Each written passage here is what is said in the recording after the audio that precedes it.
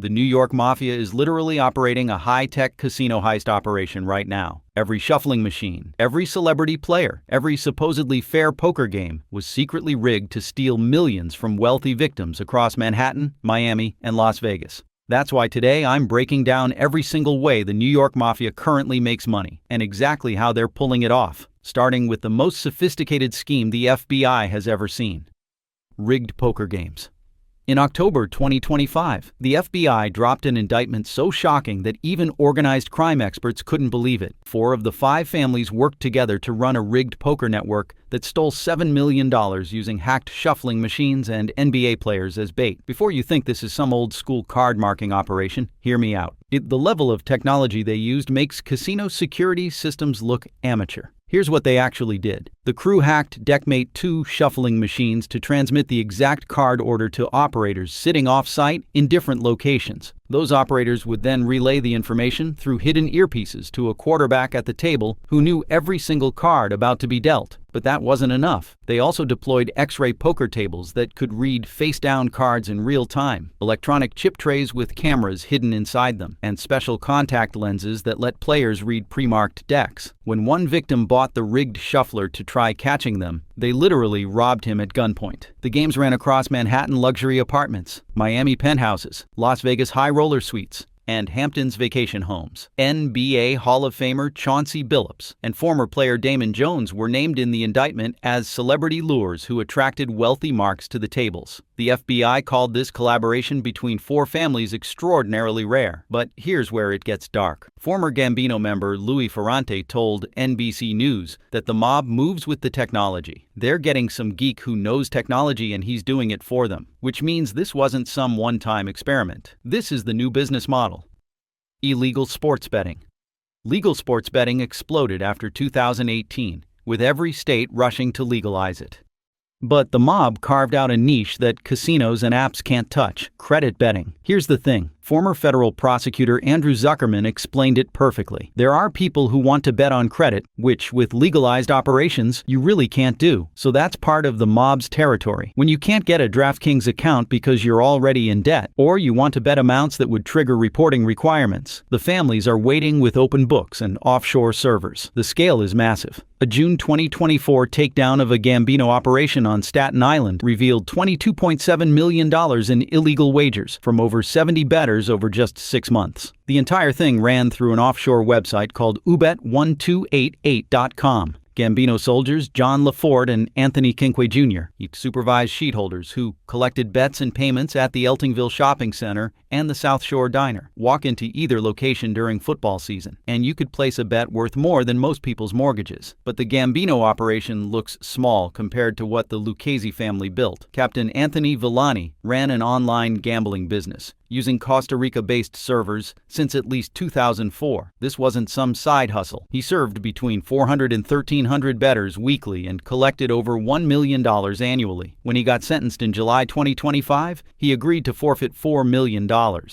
New Jersey connection makes it even bigger. An April 2025 indictment charged 39 Lucchese members with running poker clubs hidden behind functioning restaurants in Tautawa and Garfield, plus extensive online sports books. The defendants included Prospect Park Councilman Anand Shah, who managed the operations. A sitting councilman was literally running mob gambling operations out of restaurants while supposedly serving the public. Nobody talks about this, but the credit angle is what keeps them competitive. Legal sports books require immediate payment. Mob bookies let you bet on credit with weekly settlements, which means high rollers and gambling addicts keep coming back even when legal options exist. The interest on those debts leads directly into loan sharking, which is exactly where the families want you. Bid rigging.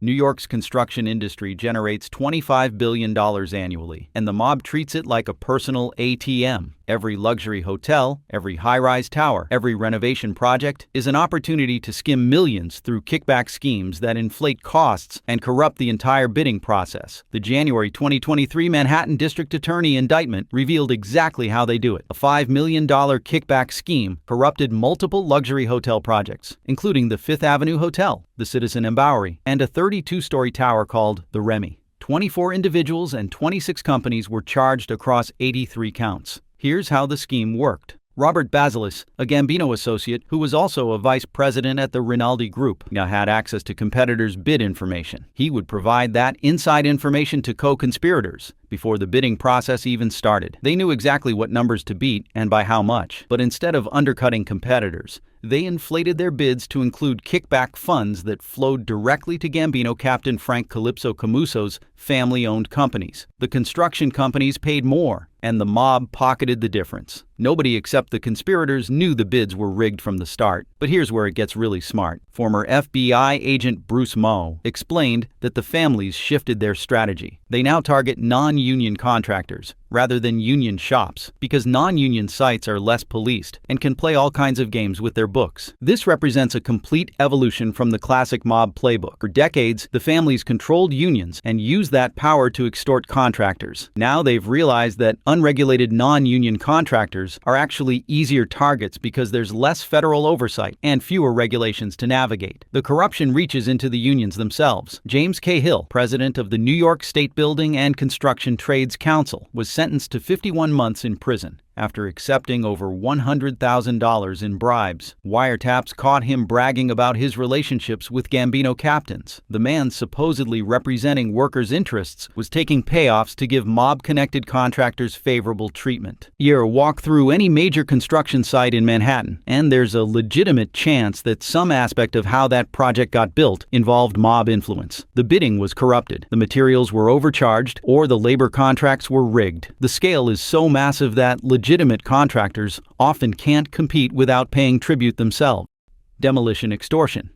The November 2023 Gambino indictment was a joint operation between U.S. and Italian authorities that arrested 10 Americans and 6 Sicilian Mafia members in Palermo. The charges documented something genuinely terrifying: systematic violence designed to dominate New York City's carting and demolition industries through hammer attacks, arson, and circulated photos of beaten victims as warnings to anyone considering resistance. The brutality was calculated and strategic. Gambino soldier Diego Danny Tantillo coordinated a hammer assault on a demolition company dispatcher that left the victim bleeding and seriously injured. But they didn't stop at the attack itself. Photos of the beaten dispatcher were circulated throughout the demolition industry as a warning. The message was clear. This is what happens when you don't pay tribute. When a carting business owner resisted monthly tribute demands, the conspirators escalated systematically. First, they threatened him with a baseball bat. When that didn't work, they set fire to his porch while his wife and children were inside the house. Then they assaulted his associate for good measure. After one victim finally paid $4,000, Sicilian Mafia associate Francesco Uncle Ciccio Vicari sent a photo of himself raising a champagne bottle as in a toast, celebrating extortion like it was a business victory. The wiretaps revealed even darker threats. Vicari was recorded threatening to cut one victim in half with a knife, not metaphorically,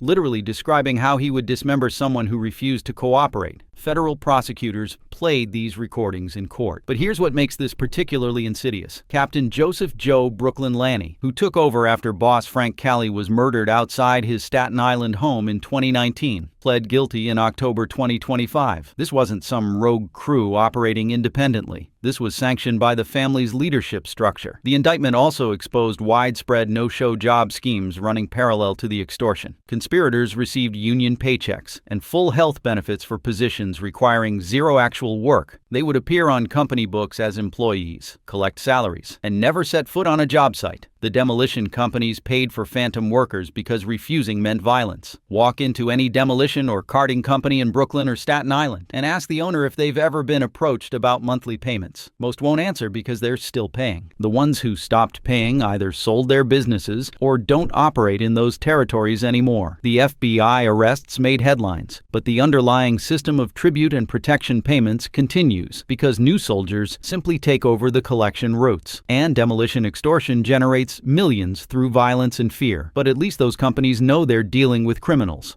Union corruption. The Genovese and Gambino families have controlled the International Longshoremen's Association for decades, dividing the ports between them. Genovese runs Manhattan and New Jersey. Gambino controls Brooklyn and Staten Island.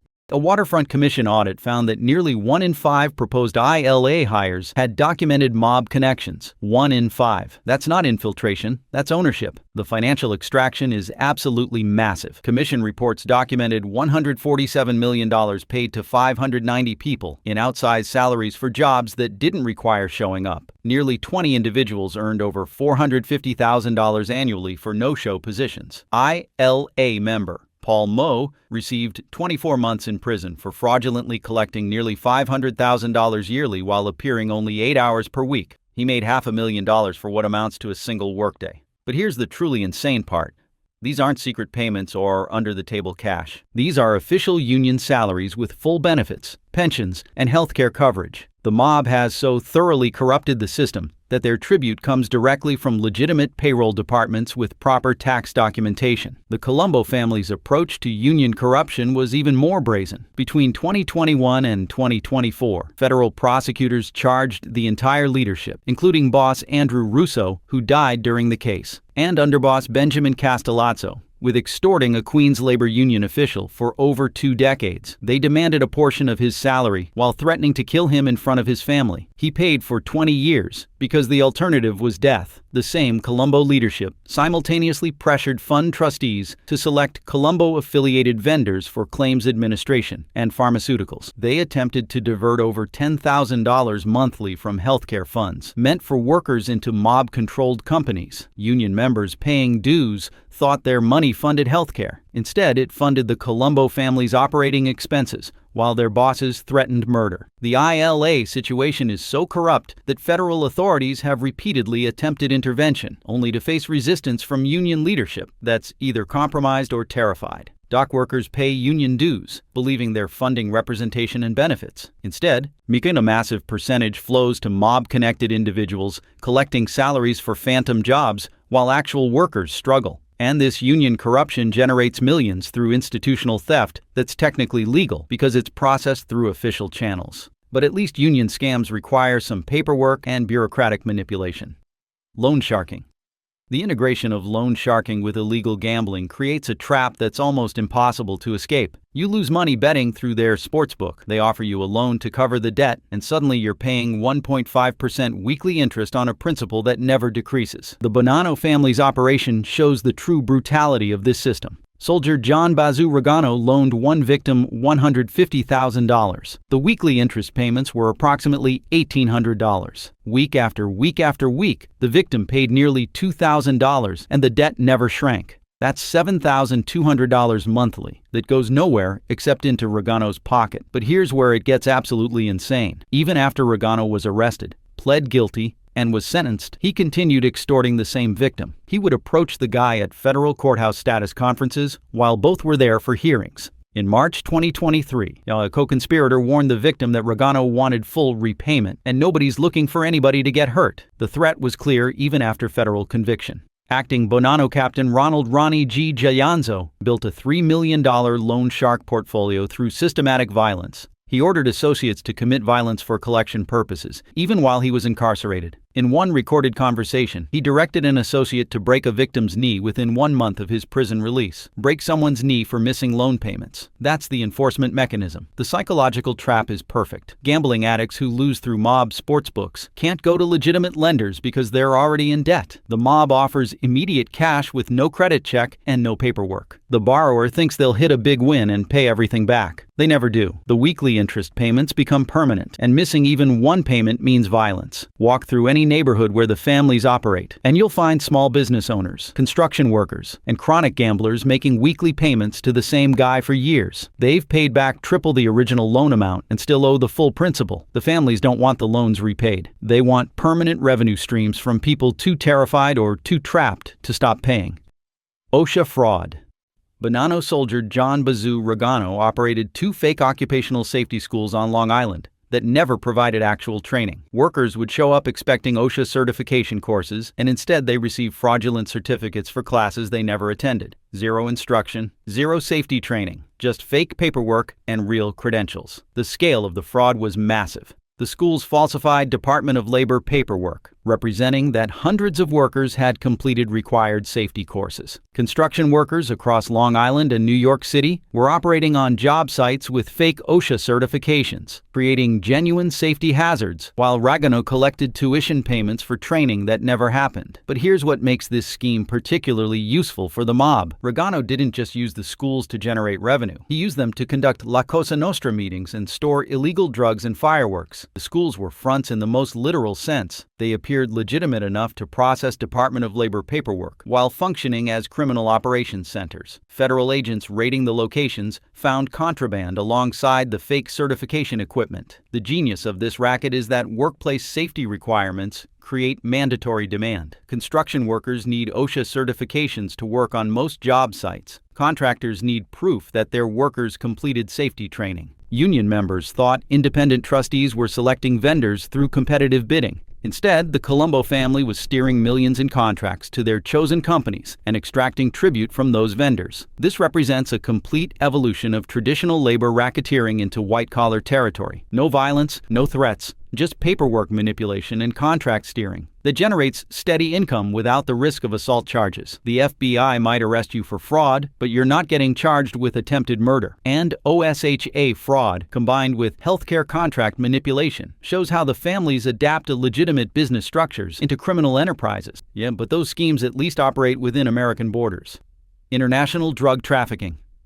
Despite historical bans by some bosses, all 5 families now participate in narcotics trafficking. The money is too massive to ignore, and the international partnerships make enforcement nearly impossible because the networks span 3 continents with multiple jurisdictions. A 2014 to 2017 investigation revealed a Gambino, Bonanno, and 'Ndrangheta network, moving heroin and cocaine from Italy through Canada into the United States. 7 people were arrested in New York City raids. But here's what makes this genuinely terrifying. The 'Ndrangheta is arguably more powerful than the Sicilian Mafia at this point, controlling an estimated 80% of Europe's cocaine trade. When they partner with New York families, you're talking about a drug pipeline with essentially unlimited supply. The geographic reach is absolutely massive. Domenico Violi became the first Canadian to serve as an American Mafia underboss before his 2018 sentencing for drug trafficking. He operated a historic triangle connecting Toronto, Hamilton, Buffalo, Montreal, and New York. That was established decades ago by legendary bosses Stefano Magaddino and Joseph Bonanno.